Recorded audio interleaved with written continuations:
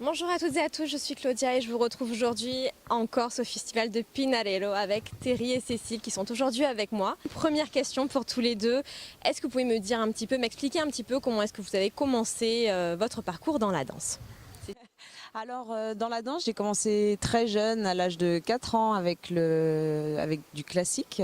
Ensuite, j'ai continué avec du jazz, puis du contemporain. Du coup, j'ai baigné dans la danse depuis très jeune et j'ai dansé aussi en compagnie professionnelle, en contemporain.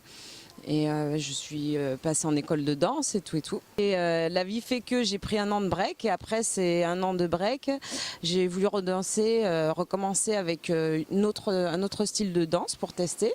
Et du coup, plutôt une danse de couple. Et par hasard, j'ai commencé à faire de la salsa. Donc, je suis rentrée dans une école de danse de salsa pour tout de suite faire une formation et pouvoir enseigner par la suite. C'est comme ça que j'ai commencé. Et je suis tombée amoureuse de la salsa et je suis restée dedans, j'ai continué et voilà, je suis toujours là. Bien, moi j'ai commencé avec le hip-hop à l'âge de 17 ans, avec des amis, juste comme ça, histoire de délirer. On faisait un peu de soul, un peu de smurf. Ensuite, à l'âge de 19 ans, donc, comme on s'entraînait dans un local avec mes amis, et que j'étais le plus proche, donc c'était moi qui étais responsable des clés de ce local. Et le jour où un prof de salsa est venu pour enseigner dans ma cité, il a sonné à ma porte, donc la salsa est venue me chercher. Suite à ça, j'ai un peu dansé en Guadeloupe. Ça m'a permis de participer à l'Open de Porto Rico en 2005 et de réaliser que j'avais vraiment un amour pour la salsa, que c'était ce qui me faisait respirer en fait. Comme c'était vraiment pas possible de vivre de la salsa en Guadeloupe, j'avais déjà un peu laissé le projet tomber. Puis en janvier 2006, j'ai rencontré Isis Figaro, donc, qui était la directrice de l'école où Cécile a fait sa formation, où elle enseignait comme prof, qui m'a proposé, comme elle venait donc de perdre un de ses danseurs qui était parti sur New York, de rentrer dans sa compagnie et par la même occasion donc d'enseigner là-bas, parce que c'est difficile de vivre des shows de toute façon sur Paris. Donc voilà. Et 3 mois plus tard, j'avais quitté la gendarmerie et j'étais parti donc pour cette aventure. J'ai rencontré Cécile.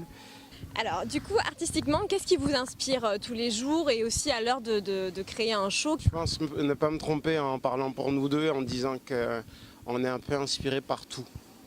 Avec les moyens qu'on a aujourd'hui, avec YouTube, Internet, tout ça, et juste le fait d'entendre énormément de musique, je pense que en fait, ça part de là. On a envie de danser un peu de tout. On n'est pas des salseros qui ne dansent que la salsa. On essaye d'être des danseurs.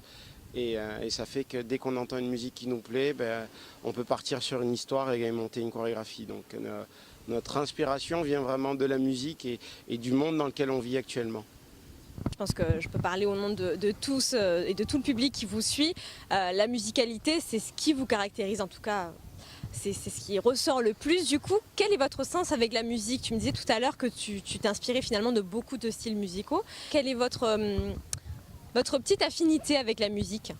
En fait, juste pour être clair, quand on commence à monter un show, on le fait par rapport à une musique. On cherche une musique et à partir de la musique, on commence à réfléchir à la choré, au mouvement qu'on va pouvoir y intégrer, à l'histoire qu'on va pouvoir donc faire passer pendant le show. Donc tout vient de la musique en fait. C'est l'origine de notre danse, je pense. Est-ce que Cécile, tu pourrais te décrire en un seul mot? Là, c'est difficile. En un seul mot. Aïe. Sensualité. Allez. Un seul mot, c'est compliqué. J'hésite entre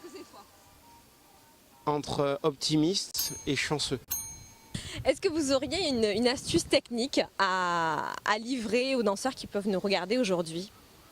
J'allais dire, en fait, surtout, prenez, avec les emplois du temps de chacun, etc., c'est de prendre autant de cours possible. Mais il faut faire attention parce que oui, on fait une danse de couple, mais l'essentiel n'est pas forcément que dans les passes. Et donc pour être bon danseur, moi ce que je conseillerais c'est de faire des cours aussi complémentaires. Et déjà, la première chose c'est d'apprendre à maîtriser son corps, à le ressentir et ça de l'intérieur aussi. Et pour du coup ensuite faire des mouvements plus facilement, contrôler ce qu'on fait et s'éclater surtout par la suite. Voilà. Je vais parler de l'autre aspect. Je conseille en fait d'écouter énormément de musique, tout le temps. En faisant le ménage, en se réveillant le matin, en partant au boulot, on peut écouter de la musique. Et moi c'est un truc qui m'a qui m'a toujours poussé. Je me souviens d'une conversation qu'on avait eue avec Magna Gopal à l'époque, qui disait qu'elle avait l'impression en fait de vivre sa vie sur une bande son. Et c'est une impression que j'ai aussi depuis le lycée, parce que j'ai l'habitude de toujours marcher avec un Discman. Et toujours ce truc qui fait qu'à chaque fois que je fais un pas et qu'il y a une musique, j'ai l'impression en fait que c'est la musique de ma vie. Choisissez bien les musiques de vos vies et écoutez beaucoup de musique, écoutez de tout. Et surtout de la salsa. Du coup, Terry et Cécile, où est-ce qu'on peut vous retrouver dès la rentrée de façon régulière ou en festival? Pour ma part, en fait, j'ai mon association, c'est Style Art. Et pour le coup, j'ai pas de cours de réguliers avec moi, mais des cours particuliers et des stages et des déplacements aussi. Pour ceux qui veulent, je peux me déplacer pour aller faire des bootcamps ou des stages. Par Facebook, c'est très très bien. Sinon, une adresse mail, c'est styleart@gmail.com. Pour moi, c'est sur Paris et sur Marseille.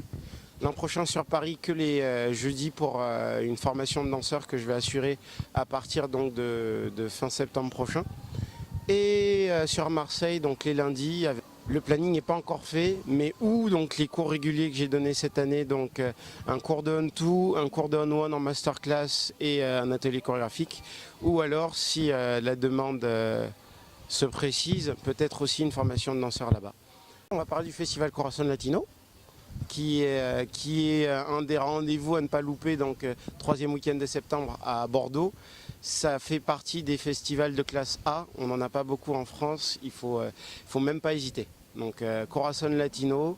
Et ensuite, nous, on vous donne rendez-vous le 18 novembre pour venir voir donc, le show avec le projet qu'on est en train de monter actuellement qui s'appelle Forever. C'est donc un projet de bootcamp avec 50 personnes pour monter donc 1 heure de show avec eux. Ça fonctionne par vidéo. Ce sont nos shows depuis 10 ans qu'on va remettre en scène, mais avec vous. Donc voilà, donc Silencio, Beethoven, No Problema, et même le Patrick Saint-Éloi, si c'est oui. Donc voilà, pour ceux que ça intéresse. Pendant 4 mois, donc travail sur vidéo, puis une semaine du 13 novembre au 18 novembre, on va travailler tous ensemble pour et show le 18 au soir à Bordeaux, au Rocher Palmer. Donc exactement au même endroit que le Festival Corazon Latino. Du coup, pour terminer, on peut avoir une petite démo. No sé por qué la gente no entiende la primera